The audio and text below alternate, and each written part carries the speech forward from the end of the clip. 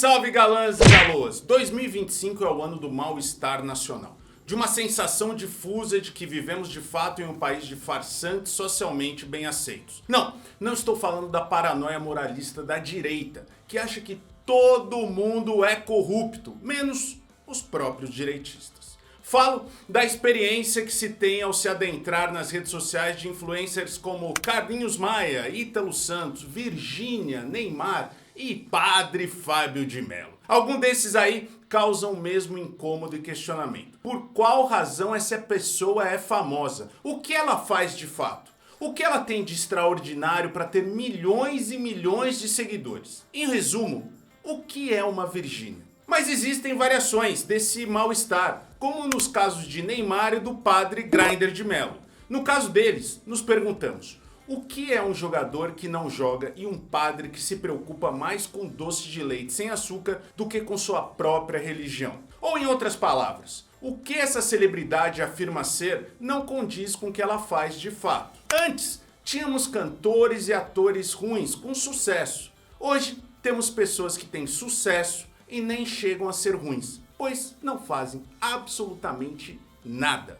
Só são seguidas. E o fato de serem seguidas legitima ainda mais sua fama. E só. O aspecto perturbador dessas figuras públicas é similar ao que causa um bebê reborn. Como pode um boneco tão feinho, feito do puro suco do Vale da Estranheza, causar toda essa devoção esquizoide em algumas pessoas? Tipo eu ainda não. O que tá acontecendo? Tá abrindo, teve a abertura da caixa do bebê. É um unboxing. Ele vem sacado assim, né?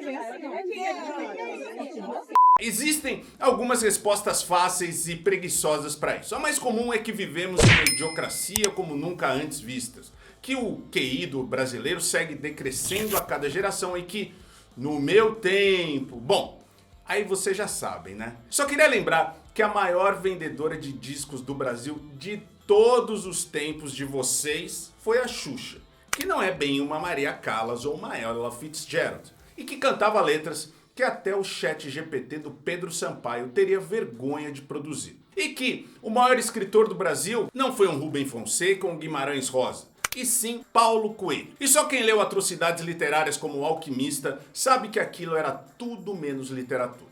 Ok, podemos ficar espantados com o sucesso dos livros de colorir, mas não precisa meter o caô que ter lido lixões como Brumas de Avalon, a saga Crepúsculo ou o Diário de um Mago te fazia muito culto e sagaz. Não precisamos falsificar o passado para sabermos que estamos atualmente na merda. Nossa memória do passado sempre, claro, vai passar por uma seletividade emocional, o que causa distorções históricas. Exemplo disso é o fato que enquanto os pretensos poetas do rock nacional entoavam seus versos nas FMs nos anos 80, eles disputavam popularidade com coisas como a Patotinha e o grande trio Los Angeles do Márcio e dos seus amigos. Oh, beijo pra vocês. Além disso, o papo sobre a queda no QI do brasileiro é cientificamente tão bem fundamentada quanto uma planta de edifício assinada pelo engenheiro Léo ou uma aula de eletrodinâmica quântica dada pelo gordão das XJ. Essa conversa de QI, além de ser parte essencial do elitismo dos fracassados na ideologia do Bostil, é um delírio que só existe nas partes mais reacionárias do Twitter. Quem tá na ralação diário do ensino no Brasil sabe que as coisas não são tão simples assim. Então tem metade da população que tem um QI menor do que de alguns macacos. Como é que a democracia pode dar certo nesse país? Como é que eu peço para as pessoas escolherem se as pessoas não têm inteligência para escolher? Você não tem conhecimento para escolher. Tem os professores ruins que você tem em escola pública que dá desespero. Que dá desespero. Se ele ficar em casa assistindo o YouTube, ele aprende mais. Pode perceber que essa conversa sobre idiocracia ou QI baixo parte exatamente de uma galera bem burrinha, mas que se esconde atrás de uma superioridade fingida. Gente que acha que escutar Power Metal, ter os livros do Tolkien na estante e ter visto um documentário do Brasão de Armas já faz o superior ao bostileiro. Ter a mesma opinião que o seguidor médio do MBL ou ser ouvinte do Pânico não te faz melhor que ninguém. Muito pelo contrário, são os bebês reborns da inteligência. Podem até enganar até certa distância, mas quando você chega perto, o negócio é bem feio. Não surpreende que o maior representante dessa ideologia no Bostil, o já citado Engenheiro Léo, lembre por si só um bebê reborn do Majin Buu do Dragon Ball. O negócio é que na área cultural, de fato, esse problema da nossa hipotética idiotização sempre vem à tona.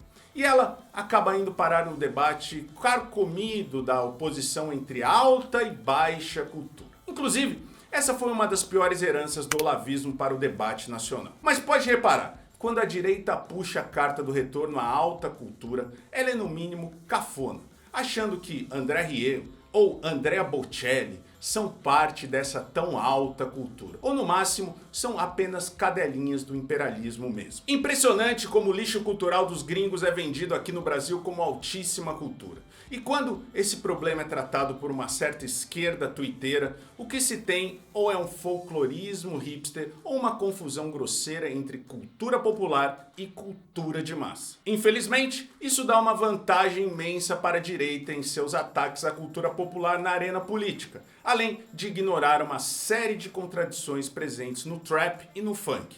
De todo modo, não sei se estamos de fato mais burros, mas sei que desde, no mínimo, os anos 40, estamos afundados nos produtos criados pela indústria da cultura de massa. Por isso, essa homogeneização por baixo do ambiente cultural não nasceu com a internet. Ela é inerente à tal da cultura pop desde sempre. A diferença que existe é o modo como esses artefatos culturais são produzidos e distribuídos. Fomos de uma centralização via grandes empresas de mídia que dava margem para uma curadoria humana mínima que fosse, e estamos afundados em uma espécie de curadoria algorítmica que é fragmentada e sem transparência nenhuma, mas ao mesmo tempo, brutalmente massificante. Antes, tínhamos o império das gravadoras, editoras, rádios e estúdios. E hoje as Big Techs nos vendem a ilusão que somos nós que livremente escolhemos o que queremos ouvir e assistir.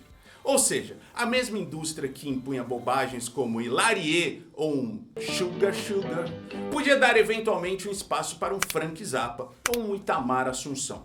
Mas o algoritmo hoje parece que sepultou isso. Pelo sucesso da Virgínia, o que se tem em troca? Mais e mais gente na porta do Carlinhos Maia pedindo uma vaga no reality dele no rancho do Carlinhos Maia.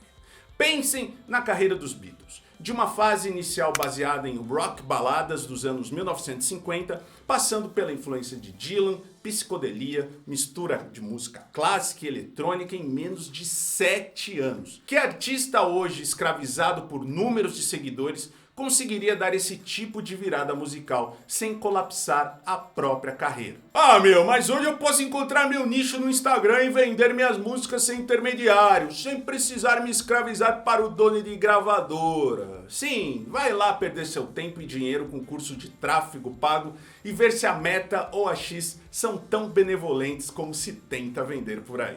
Meu ponto é que boa parte da cultura de massa do século XX foi criada para um público jovem e que por isso mesmo estaria inserido em cada música, filme e livro, uma espécie de obsolência programada. O que eu consumo até os 15 anos é um clássico definitivo.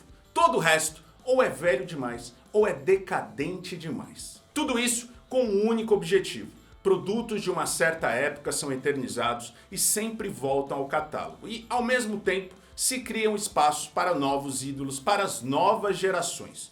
O que implica que, no coração de toda a cultura pop, existe o vírus da nostalgia consumista. E muitas pessoas, na verdade, confundem problemas estritamente pessoais com a situação do mundo como um todo. Às vezes não são os jovens que estão mais burros, e sim você que começou a ter pressão alta e uma alta grande nos triglicéridos. Tipo eu, né?